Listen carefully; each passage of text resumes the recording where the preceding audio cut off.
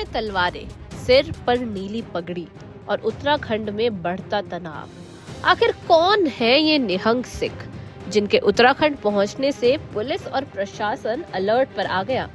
क्यों इन्हें गुरु की लाडली फौज कहा जाता है? क्या है इनका 300 साल पुराना इतिहास? और आखिर क्यों आज देहरादून से लेकर पूरे देश में सिर्फ इन्हीं की चर्चा हो रही है? आइए जानते हैं। उत्तराखंड में इन दिनों निहंग सिखों को लेकर विवाद लगातार सुर्खियों में है। कर्णप्रयाग में पार्किंग विवाद के बाद कुछ निहंगों की गिरफ्तारी हुई। इसके बाद रुद्रप्रयाग के नगरासू गुरुद्वारे में कई दिनों तक गतिरोध बना रहा। वहीं पंजाब से भी बड़ी संख्या में निहंग उत्तराखंड की ओर रवाना हुए, जिसके बाद सुरक्षा एजेंसियां अलर्ट पर आ गई।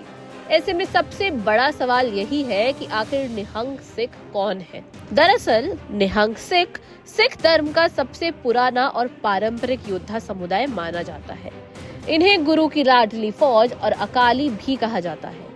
अकाली यानी वो जो केवल अकाल पुरुष यानी ईश्वर के अधीन हो। माना जाता है कि साल 1699 में 10वें सिख गुरु गोविंद सिंह जी ने खालसा पंथ की स्थापना के साथ इस वीर परंपरा को संगठित रूप दिया।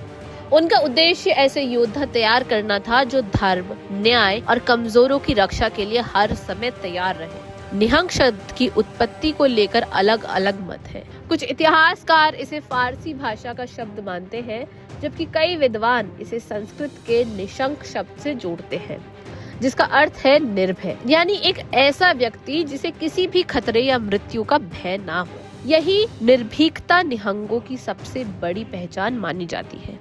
अगर आपने कभी किसी निहंग को देखा हो तो सबसे पहले उनकी नीली पोशाक, ऊंची पगड़ी और हाथों में पारंपरिक शस्त्र आपकी नजर में आते हैं। उनकी पगड़ी में लोहे के चक्र, कमर में तलवार और हाथ में भाला सिर्फ उनकी पहचान नहीं बल्कि उनकी परंपरा का हिस्सा है। वे आज भी घुड़सवारी, गतका जैसी पारंपरिक युद्ध कला और शस्त्र संचालन का नियमित अभ्यास करते हैं।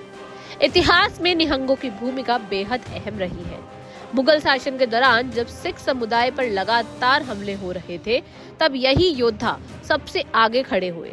उन्होंने कई युद्धों में हिस्सा लिया और सिख धर्म की रक्षा के लिए अपने प्राणों की आहुति तक दी।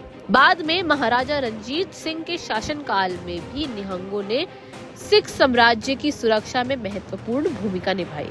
इसी वजह से उन्हें सिख इतिहास के सबसे बहादुर योद्धाओं में गिना जाता है। अब बात उस उत्तराखंड कनेक्शन की जिसकी वजह से आज निहंग सिख चर्चा में है। चमोली जिले में स्थित हेमकुंड साहिब सिखों का एक बेहद पवित्र तीर्थ स्थल है, जहां हर साल लाखों श्रद्धालु दर्शन के लिए पहुंचते हैं। हाल ही में कर्णप्रयाग में पार्किंग को लेकर हुए विवाद के बाद हालात बिगड़े, कुछ लोग घायल हुए और पुलिस ने कुछ निहंगों को गिरफ्तार किया। इसके बाद नगरासू गुरुद्वारे में गतिरोध बना रहा और सुरक्षा व्यवस्था कड़ी कर दी गई। यही वजह है कि देहरादून समेत पूरे उत्तराखंड में ये मामला चर्चा का विषय बना हुआ है। हालांकि ये समझना भी जरूरी है कि किसी एक विवाद या घटना के आधार पर पूरे निहंग समुदाय का आकलन नहीं किया जा सकता। आज भी बड़ी संख्या में निहंग धार्मिक सेवा, गुरुद्वारों की सुरक्षा, पारंपरिक युद्ध कला और सिख विरासत को जीवित रखने का काम कर रहे हैं। फिलहाल उत्तराखंड में इस मामले पर नजरें टिकी हैं। इस पूरे विवाद पर आपकी क्या राय है?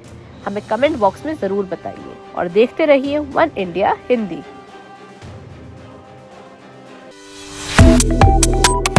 Subscribe to One India and never miss an update. Download the One India app now.